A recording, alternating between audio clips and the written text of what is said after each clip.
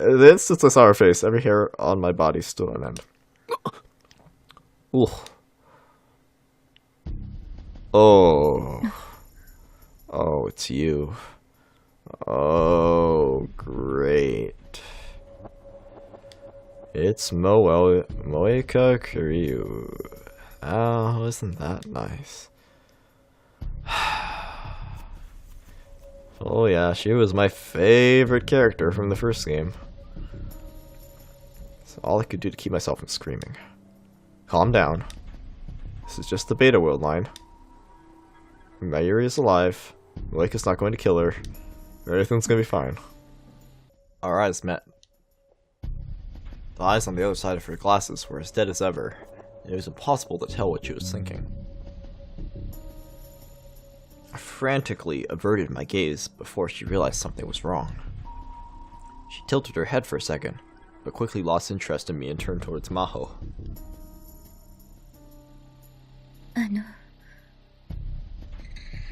ああ、雑誌社の方でしたよね。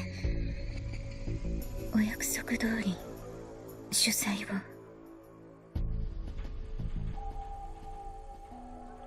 Even in this world line, Moeka only spoke in faint whispers. レスキネン教授はまだなんです。少しお待たせしてしまいますけど。はい。それまで私でよければシステムの概要でも。お願いします。Oh, so she wants to know about this fancy little talk that's gonna go on. The two of them both went to the staff room. Okay. As I watched them leave, I took a deep breath. I tried to calm down, but it wasn't working. Kiryu Moeka. もしかしてまたお前なのか? Is it gonna be Moeka again? It was a terrible feeling, like a cold finger tracing the wounds in my heart. That night, when the terrorist threat shut down all the trains in Akiba. An awful night, when I just knew something was going to happen. ここでもまたお前が Are you going to do it again? Here? Are you gonna get in your fancy suit and pull out your guns? Or was I just imagining things? Was she a magazine reporter now, instead of a CERN rounder? Well, let's read about what a rounder... CERN is... CERN. The European Laboratory for Nuclear Research. Which is... And it's a French acronym, and it has the largest particle accelerator in the world. It crosses the border between France and Switzerland. There's a bank, library, post office, and living quarters located on the grounds.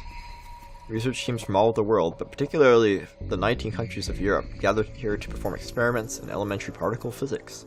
Several thousand people work at CERN, yes. It's like CERN, but like the real CERN, but not real. Neato. A rounder is an unofficial group. Is a rounder a group? I thought they were the rounders is the group name, but the person is a rounder. Oh well. Rounders are deployed all over the world, and their exact numbers are unknown. The real objective is to recover the IBN 5100s, the only machines capable of hacking CERN's hidden database, as well as crushing any attempts at time machine research around the world and taking the scientists back to work for CERN. They are, in essence, mercenaries who are capable of using force if necessary. Some of their members on the bottom rung do the work without ever meeting another rounder face to face. So yeah. They're the mercenaries that work for CERN that Moeka was a part of. No, even if Moeka was a rounder, we had nothing to do with CERN anymore. CERN wouldn't be watching us.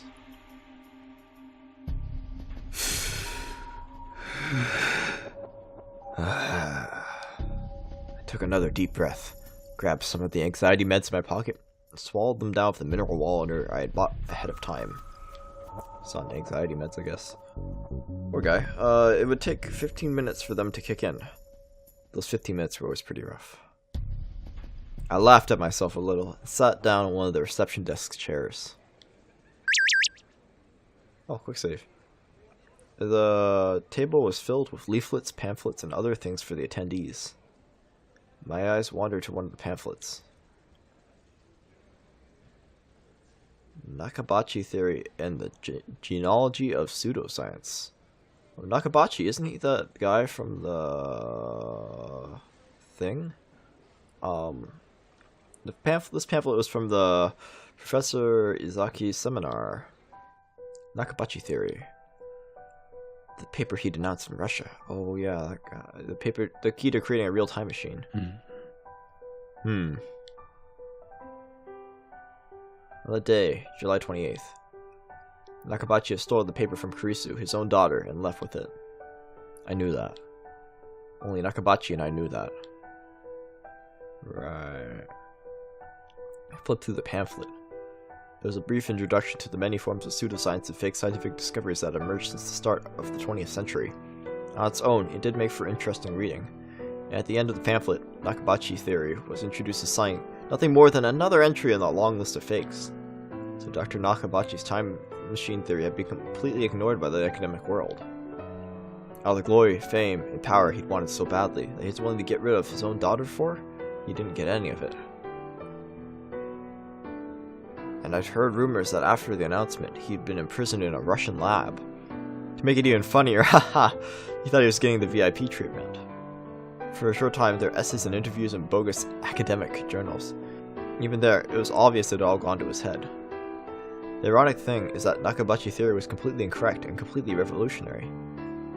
The Russian government was worried about leaking, and so the SVR was doing everything it could to keep it under wraps. The SVR? Who are the SVR? The Service of the External Reconnaissance of the Russian Federation, aka SVR, is Russia's external intelligence agency. Its HQ is in Moscow. After the KGB was disbanded, the new SVR was modeled after the KGB's first directorate. There are other intelligence agencies in Russia as well, such as the GRU and the FSB and such. Each of them has their own special territory and specialization. NATO, so it's a Russian intelligence group.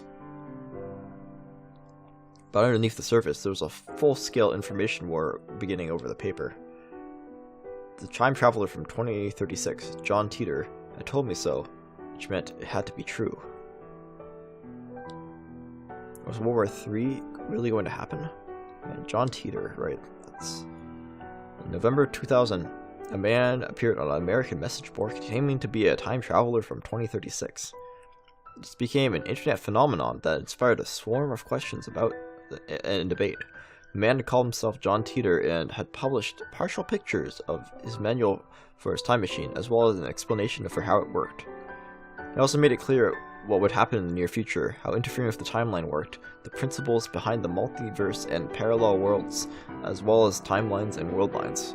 And then, for 4 months after his appearance, he left a final message that he completed his mission and that he'd be returning to his world. Then he vanished for good. There's no point in thinking about it. Was it gonna happen? I don't know. Just a little more before the drugs kicked in. Close my eyes. The end. Several hours later, the convention was going well.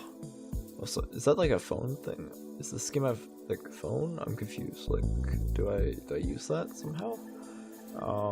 Is there help? How to start? Oh, that's a story. Well, I should read that. Man, that's good. That'll give us some introduction. November 2010, the Beta World Line. This is the story of what happened to Rentaro Kabe after he gave up saving Kurisu Makise on July 28th. Okay, Kabe tried his best to forget his feelings for Kurisu and his passion for the time machine. He barely even went to the lab, and dedicated himself to living the life of a normal college student. And then one day, at a school seminar, he meets Maho Hyajo. She was one of Kurisu's fellow researchers at the Brain Science Institute. She'd come to Japan as an assistant for Dr. Leskinen, who would be giving a lecture there. At the time, Okabe had no idea that that the system she and Dr. Leskinen were working on, Amadeus, would bring him back to the world of shadows and conspiracies. Or that she was waiting there for him, even now. Who is she? Is she Moika? Okay. Mito. Okay. Okay, L1, R1 are skip, L2, R2 are some triggers and stuff. A Rhine trigger. I don't know what that is. Oh. Oh. There you go. Oh. Oh, I have a little, like... Okay, so that's taking care of the phone. That's the call. There's the settings right there. I can turn on vibration, ringtone, wallpaper settings. Oh yeah, Metal Lupa. Hey, let's do this. Oh yeah, look at that.